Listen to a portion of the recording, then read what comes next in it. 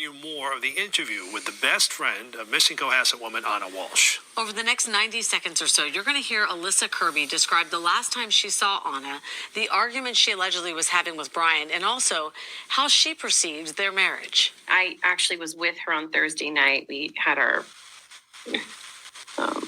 last time I was with her was that Thursday before we went out for dinner. We went out dancing till really late, and then she left that Friday morning to go back to Boston. They had many fights about, like, when are we finally gonna come to DC? When am I gonna be with my kids? That was her priority.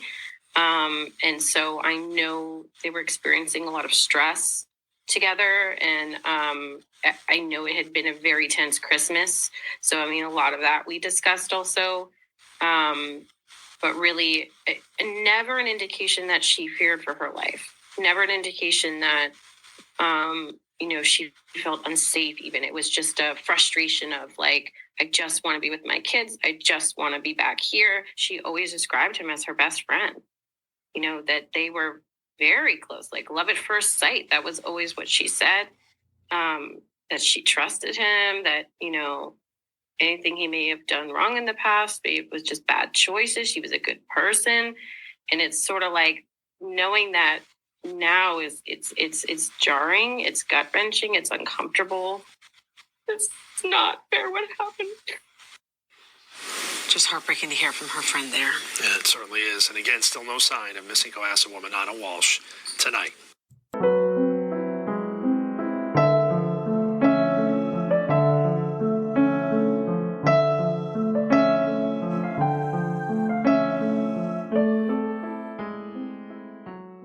Welcome to Operation Evil. This is episode 117. New year, new murder, ? This is the case of Anna Walshe, brought to you by yours truly, Megan. This is Nyoka, by the way. Okay, in case you didn't know, I always do the intro, right?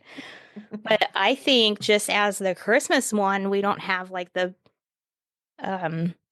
best ending, right? It's still going, and I don't know. We picked some crazy ones this time, but it was odd how we right.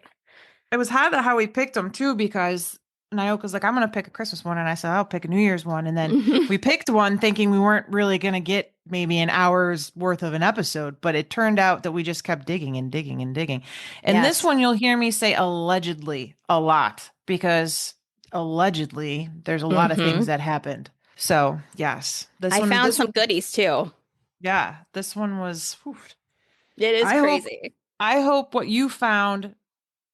I hope the areas that I'm questioning is areas that you found. That's all I'm going to say. Okay. Buckle in, folks. Buckle in. It's going to be a crazy ride. All right. So I'm going to give you a little summary here.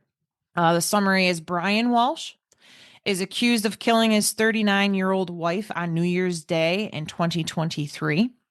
The short story is he allegedly dismembered her body and disposed of her body in the trash, but not just one trash can, multiple dumpsters within an hour radius of Cohasset, Massachusetts. And if you know where that area is, it's roughly 27 miles southeast of Boston. He appeared in court on December 2nd, 2024 at the age of 49, when a judge set a trial date for October 20th, 2025, with the prosecutor stating it is likely to last approximately 4 weeks. There's a ton of hangups, though, legally. For instance, one of the lead investigators mishandled a previous murder case, so the prosecutor's evidence is being questioned hardcore. What a great start, right? Great start.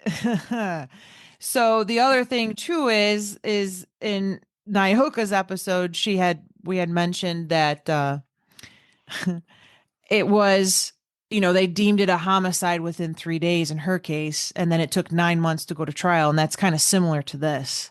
This is, even the judge admitted at the hearing when they set the trial date, they said, it's kind of odd that we're a year later, almost a year later, and now we're coming up with enough evidence here. And something's not right. So there's definitely mishandlings someplace. They're trying to find clerical errors to throw it out. And I'll get to more details as to why this is happening and why they're fighting so hard. But you know what this reminds me of, if any of you are familiar with the Casey Anthony case and that trial. I So never that's what this covered reminds hers. me of. You never did. No. Oh, that was a whole class of mine. Was criminal evidence class was her case, and we would dissect it inside and out. And it is You know just what the case bothers me, and I've never covered it either. Which the, one? The John Bonet case. Oh yeah. Like Oh, if yeah. there's one murder case that if somebody was like, I can tell you what really happened to any single case you wanted to know, it would be hers. Yeah. For me. Yep. That was a big one when I was in school even. Yeah. Yep. All right. So let's see here. Anna Walshe, 39 years old. She was a mother of 3 young children and a real estate professional who worked in Washington, D.C. She disappeared on New Year's Day, 2023, and was reported missing a few days later. But she wasn't reported missing by her husband. She was reported missing by her work. We'll get to that. Her body was never recovered. Nothing of her body was recovered. Prosecutors and investigators allege her husband, Brian Walshe, murdered Anna on January 1st, 2023, and misled authorities about her disappearance. He was arrested 4 days later for misleading the police, but that was it. That's all he was charged with. He was later charged with murder and improper conveyance or transport of a human body. But again, I remind you, a body was never recovered. He has pleaded not guilty to the charges. All right. So I utilize the timeline by Fox News that we'll leave in the show notes as a baseline. And then I used all of the other articles that are in the show notes as a means to fill it all in. So I thought the timeline was the best way to describe this case because I kept finding more and more weird, odd things. Anna Walshe disappeared on January 1st, leaving investigators to piece together the mystery of what happened to her. So, let's see here. Why does it say January 17th? On January 17th, authorities announced a major development in that effort, revealing that her husband, Brian Walshe, was charged with murder. So you had from the 1st to the 17th, okay? He allegedly beat his wife, Anna, to death early morning on New Year's Day, according to prosecutors, within the timeline that goes something like this. So starting December 27th, Brian Walshe searched the internet for the best states to divorce, according to prosecutors. January 1st was the last time Anna was seen alive. The last time she was seen was about 1:30 in the morning by her family friend, Jem Mutlu. I'm probably butchering that last name. And that's according to the probable cause affidavit for Brian Walsh's arrest. Jem left the Walsh's New Year's party at their Cohasset home around the time, according to the affidavit. January 1st, Brian Walsh's alleged internet searches between 4:55 a.m. and 1:21 p.m. He allegedly used his son's iPad to search a number of topics, according to prosecutors. The alleged searches included how long before a body starts to smell, My how God. to stop a body from decomposing, 10 ways to decompose of a body, can an identification be made on partial remains, how to clean blood from wooden floor, can you throw away body parts, what does formaldehyde do, how long does DNA last, can identification be made from partial remains, dismemberment and best ways to dispose of a body, what happens when you put body parts in ammonia, luminol to detect blood, is it better to throw crime scene clothes away or wash them? Now, that's what I got from one of the actual prosecutor's reports. So there may be more in that search, but that kind of, He should have searched. Will the police look through my search history I know. when my wife disappeared? On his kid's iPad. Anyways. All right. Well, it gets worse. So here we go. Brian Walshe told police that at 3 p.m. he ran errands and went to his mother's house in Swampscott, approximately 31 miles north of Cohasset. He claimed he got lost because he didn't have his phone. So he went to Whole Foods and CVS, but of course, there's no surveillance to support those claims. On December 31st through January 2nd, her phone was stationary near the house from New Year's Eve until about 3:14 a.m. on January 2nd when it was turned off. So December 31st to January 2nd, her phone was stationary at the house from 3:14 a.m. or I'm sorry, from New Year's Eve until 3:14 a.m. on January 2nd when it was turned off. January 2nd, Brian's phone was tracked to Home Goods in Norwell, which was 14 minutes south of Cohasset, where he bought 3 rugs. And that's when he allegedly searched from 12:45 p.m. to 1:14 p.m. for hacksaw best tool to dismember. My God. Can you be charged with murder without a body? Yes, he can. Can you identify a body with broken teeth?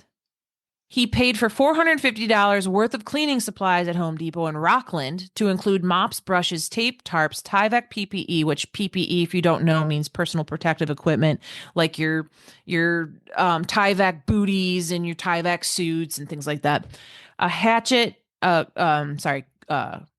It's supposed to say goggles. It says Googles. Way to go. I got a PhD. Buckets, baking soda, and it's all verified by surveillance footage where he's wearing a face mask and rubber gloves while pushing his cart full of these items. I'm sorry, this guy. He's not very bright. No, he thinks he is. He's not at all. At 5:32 p.m., he was seen in Derby Street Shops, which is a place in Hingham, I don't know, where he removes both his mask and gloves.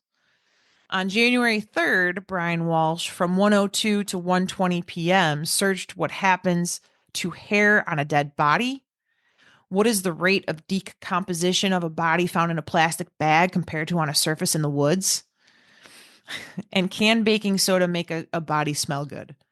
I just want you all to know that these questions that he's asking, they're very open-ended because it all depends on the atmosphere and what's going on in the environment. So there's a bunch of environmental factors that cause decomposition either to slow down or to go faster. So this is why body farms exist, so they can test all these in different environments. But nice try, Mr. Brian Walshe. At 4:27 p.m., his phone tracked him at Abington apartment complex, and that's about 30 miles southwest of Cohasset near Brockton. Brockton becomes important in a second. He was on video surveillance at an apartment complex at Abington, walking to the dumpster, carrying a garbage bag, which appears to be heavy by the way he heaved it into the dumpster. 4:48 p.m., he went to another site in Abington. Police tried to intercept that garbage from the dumpster because they can do that. They fully can do that. A total investigation in a garbage dump. They can totally do that. Police tried to intercept it, but they had already been, that dumpster and that all of the trash that was in it had already been incinerated. So it was gone, completely gone. There's nothing left. No. 40 minutes later, a man matching his description is seen at a different dumpster doing the same thing in Brockton at 5:10 p.m. So remember, Abington and Brockton are pretty close to each other. The police searched a dumpster by his mother's house in Swampscott, finding trash bags with items with stains consistent with blood. Now, you can't say it's blood-soaked because everything is circumstantial evidence. So the fact that it says consistent with blood, now they have to test that, right, in order to make sure that it is blood. But again, we can't say it is blood still. It's consistent with blood. Even if we have 100% that DNA comes back, we still have to say it's consistent with blood. And this was rags and Tyvek PPE. And what did he have in his cart? So it also included Anna's COVID-19 vaccine card. Interesting. The hacksaw and cutting shears. There was also her purse, necklace, and boots that she was wearing last. And by the way, just to throw this in here, it wasn't done right at this time, but the DNA did end up coming back as both Anna and Brian on those items, by the way. Oh. January 4th, Anna Walsh's employer, Tishman Spire. Okay, so January 1st, right? That was the day. January 4th. is when her employer, Tishman Spire, reports her missing to Cohasset police. And he's in D.C., dude. So initially, police said her disappearance wasn't suspicious and there was no evidence of foul play and her husband was cooperating. But don't you think it's kind of odd that the husband didn't call her in? So A little during suspicious. right? During the well-being check by officers, what happened was Tishman called, triggered the police. The police then go do a welfare check. Brian answers the door. Brian said she was last seen early January 1st when she left for a flight to D.C., where she worked as a real estate for a real estate firm, and she was going to handle an emergency of one of the properties that she managed. He claimed he was asleep when she walked out the door for her flight. Okay. I mean, I don't know. I was married once upon a time, and in those years, I don't think there was one time where I ever left and he was still sleeping and vice versa. Like, normally you say goodbye to your spouse, you know? You do, especially if yeah. you're going to leave for a while. But anyways, so he was sleeping apparently when she walked out the door.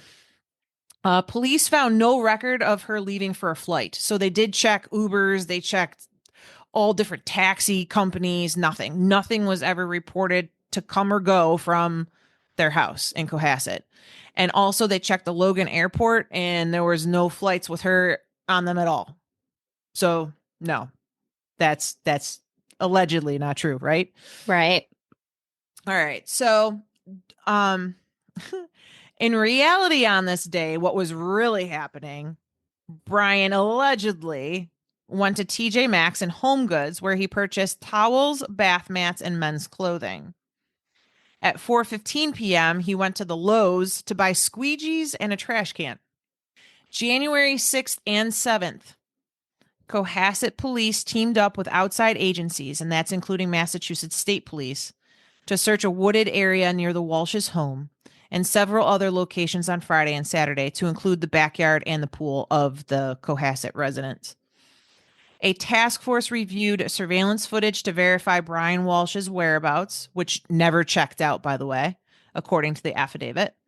Investigators were seen going through the Walsh's family pool and searched closer to the house on Saturday, but police didn't provide an official update about what or if anything was found. Before Saturday's searches began, Cohasset Police Chief William Quigley told Fox and Friends Weekend, quote, "Every hour we're getting more concerned for her well-being. We have more questions than answers," end quote. All right, you ready for this one? Yes. So that was January 6th and 7th, right? January 6th, a 2-alarm fire broke out in the Walsh's former home at 725 Jerusalem Road in Cohasset at 2:14 p.m. Apparently, there were 4 occupants at that time. There were 3 adults and 1 child. They all made it out safely, according to the authorities. And this is a quote from the state fire marshal, I believe. Let me make sure this is correct. Yes. Quote, "The cause of the fire is undetermined at this time and remains under investigation by the Office of the State Fire Marshal and Cohasset Police, though it does not appear to be suspicious," end quote. Apparently, the fire started in the attic, and the state fire marshal stated, quote, "It originated in the area of damaged piping connected to a natural gas fireplace insert," end quote. All right. So can we just stop here for a second? So you got to be kidding me. You've got a missing wife who wasn't reported by the husband because apparently she got on this flight, which you just debunked. And yet they have him with surveillance and he's been at all these different places. And yet there's nothing suspicious about a fire. Okay. On January 8th, Brian Walsh was arrested and charged with, not what you think he's charged with, misleading an investigation, because they were finding all sorts of holes in his descriptions of everything that he was saying. He was held on $500,000 bond. Anna Walsh's friends at this point in time were trying to take care of the kids because the kids were actually put in with the state protective services. The oldest son was 6 at the time, but they were placed in child protective services with the state. And the friend's name was Carrie Westbrook. And she stated, quote, "I am devastated and wish there was something I could do for her boys," end quote. She also wrote on Instagram about Anna, quote, "Your smile lit up a room. Your heart could fill a stadium. Your generosity and passion affected everyone around you with admiration," end quote. January 9th, Brian Walshe was arraigned, and he pleaded not guilty. He didn't speak during his arraignment other than "I do" to acknowledge the charges against him. That's it. Prosecutors said during the arraignment that investigators found blood in the basement as well as a broken knife. So again, interesting. Very, very interesting. Yeah. January 9th and 10th, investigators reportedly found trash bags with blood, a hatchet, a hacksaw, and a Peabody trash transfer station, which is about 45 miles north of the Walshes' home. And that was according to the news station. The Norfolk District Attorney's Office issued a press release about evidence that had been collected. This is from the release. Quote, "Search activity conducted north of Boston yesterday resulted in a number of items being collected, which will now be subject to processing and testing to determine if they are evidentiary value to this investigation," end quote. January 12th. A police report filed in Washington, D.C. revealed that in 2014, Brian Walshe allegedly threatened to kill Anna and her friend in a phone call. The incident happened on August 2nd, 2014, according to the report. Totally normal. Metropolitan Police said the case was closed because Anna refused to cooperate. I tried to look up more information on that. I didn't see much other than it was the same thing over and over again, that he just threatened her and a friend in a call. I didn't see anything else on that.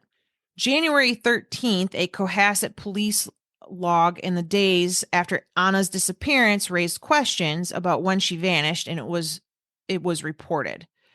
The log said police received a call for a well-being check January 4th, 2023 for Anna, and the caller said, quote, "He is the head security person for the company party."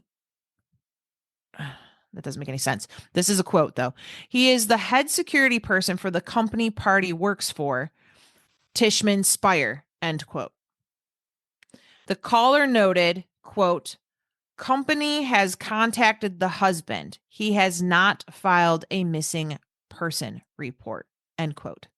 Brian Walsh's attorney, Tracy Minor, previously said in court, though, that her client contacted the company about Anna missing, directly contradicting what the Tishman Speyer representative told police. On January 13th, Quincy District Court also revealed that search warrants were executed a day earlier in the investigation, but they were sealed with no other information available. January 17th, the Norfolk District Attorney's Office said that Brian Walshe was being charged with murdering Anna Walshe. Authorities have not provided any new details on the murder charge or the whereabouts of Anna Walshe, whose remains, again, have yet to be found at this point in time. January 18th, Brian Walshe was arraigned on charges of murder and improper transport of a body in Quincy District Court Wednesday morning. Now remember, there is no body. A not guilty plea was entered on his behalf, and he was held without bail. On January 23rd, reports indicate that Anna's mother, and I don't know how to pronounce her last name, but it's Milanka Ljubisic. I don't know. Hey, let's go with that. We'll go with Milanka. And they're from Serbia, is submitting a formal request to the U.S. government for information related to her daughter. She, through the country's foreign ministry, submitted a formal request to Serbia's consulate in New York and all relevant parties seeking to be designated Walsh's next of kin and to receive documentation pertaining to her daughter's case. Police have asked the public at this point in time to send any information or tips, and I'm going to say this out loud because you never know, there might be tips. Tips at cohassetpolice.com. And this timeline that I told you I took from originally was last updated January 24th, 2023. So there really hasn't been much more in as far as the timeline is concerned, but there is a kicker. as I got to like, I don't know, maybe the 10th or 12th article, because what happens is you when you're searching these things, there's a lot of articles that repeat some stuff. Yes. And then there's some Mhm. like maybe like a sentence and you're like, oh my God, that's so good because it's the rest of the story. Let's keep going with this. So you kind of go down like this rabbit hole, right? In the rabbit hole, as I got towards the end of the rabbit hole, I found out that Brian Walshe pleaded guilty in U.S. District Court in Boston, U.S. District Court in Boston in 2021 after being arrested a few years earlier for selling 2 fake Andy Warhol paintings to a South Korean buyer for $80,000. Yikes. He was actually on parole for fraud at the time of Anna's alleged murder. He was under home confinement due to a federal wire conviction for selling some fake Andy Warhol paintings back in 2016. And as a condition of his home confinement, he has to let authorities know about any activities that he does on the road, any car trips, anything. And apparently, allegedly, he took unauthorized trips around the days of his wife's disappearance. So yes, I tried to pull up more information on this because I was like, man, and then it come to find out that she actually wrote a letter on his behalf to give him the home confinement versus prison time. Because had he had been still in prison, she'd still be alive. Possibly. If it's true that he allegedly did it. Right. But at this point in time, I started thinking about like what would our listeners be questioning? And the question really is, can he be charged without a body? Yes and no. So yes, if there's enough circumstantial evidence, yes, there has been cases in the past that have. But there's this thing called corpus delicti, and it's an American part of American law. It's proving the existence of a crime. And it's really, really, really hard to do without a body. Yeah. Now, mind you, the thing that bothers me about this is it's the same thing as the Casey Anthony case. They have all of this circumstantial evidence. And if anyone has listened to the episode that Naoka did for Christmas, it is just like that, where there's so much circumstantial evidence, but there's a lot of evidence that you can't show the jury or you can't question a witness about because it's leading or it's backdooring or whatever it might be. And a lot of times that screws up the prosecutor's case. And I don't want to say it screws up the prosecutor's case, but sometimes the prosecutor is relying so heavily on something and all of a sudden it's thrown out. And it's like, well, there goes that. So one thing, like I mentioned previously, the judge did say, I don't understand why this took so long. I don't understand it. If you knew by the 17th of January that he allegedly did this, why didn't this come before me before then? So the guesstimate of 4 weeks for a trial next October, that's probably the best they can do. So we'll see what happens. Naoka, I would love to know what you found. Okay, I found some good stuff. But first of all, this gives you Casey Anthony vibes, but it gives me Gone Girl vibes. Have you watched that movie? Yes, that movie is fantastic. Yes, it sure does. It does that for me. I found a couple different things like with the evidence that they found or whatever. The only thing that was different that I found was that blood was found on the mat in the trunk of Brian's Volvo and the electronic controls of the driver's seat. I did not see that. Yeah. So there was that. And then as far as the last time that Anna was seen alive, it was from the party that they had that you mentioned. And one of the guests there said that they had dinner with them and they shared champagne and wine and everyone was in a good mood and enjoyed themselves. And she was a bit tipsy from drinking, but there was no weird vibes when he was there.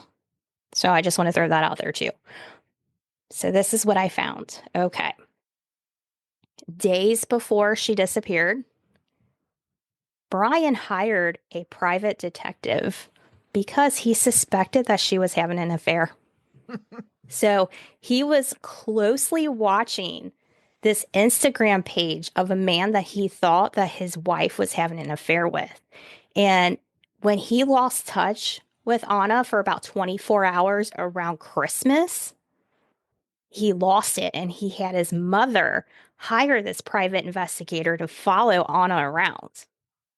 And the prosecutor in court said that on December 28th, Anna had dinner with a friend in Washington, D.C., and became upset and told her friend that she believed her husband was going to be incarcerated as a result of his federal case that you were talking about with the fraud, right?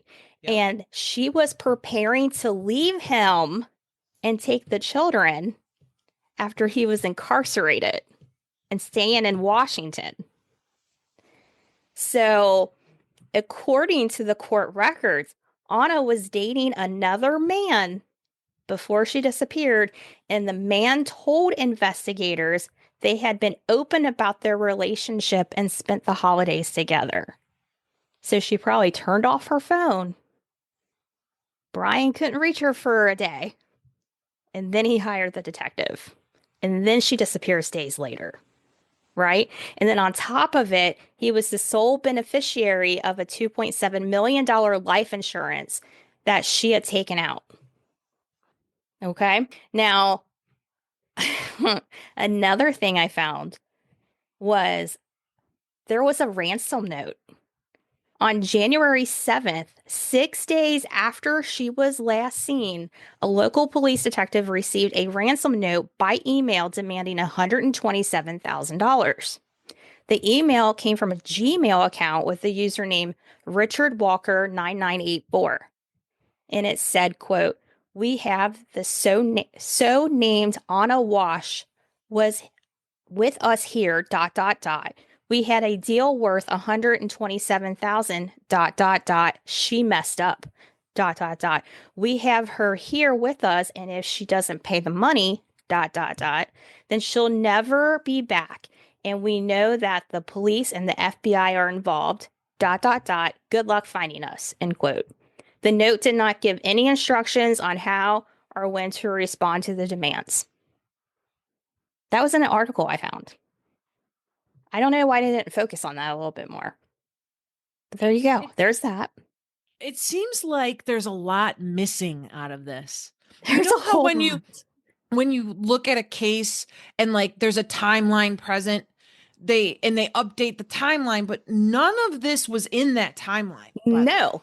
Right. Which is why when I found it, I was like, what is this? Right. Like, and why don't you think it's relevant to know that she had a boyfriend and had an affair and he hired someone to stalk her?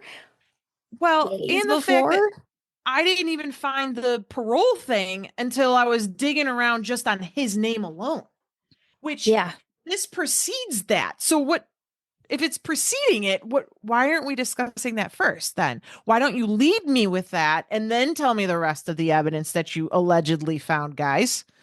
So I don't know. It was really strange to do this case. And I was up. I think I worked on this for like 5 hours and I was up so late. I ended up going into work and just spewing this to the guys. I'm like, guys. And they just looked at me and they're like, Megan, we'll listen to the episode. They're trying to do work, And I'm like, but you don't understand. I just kept finding more and more things.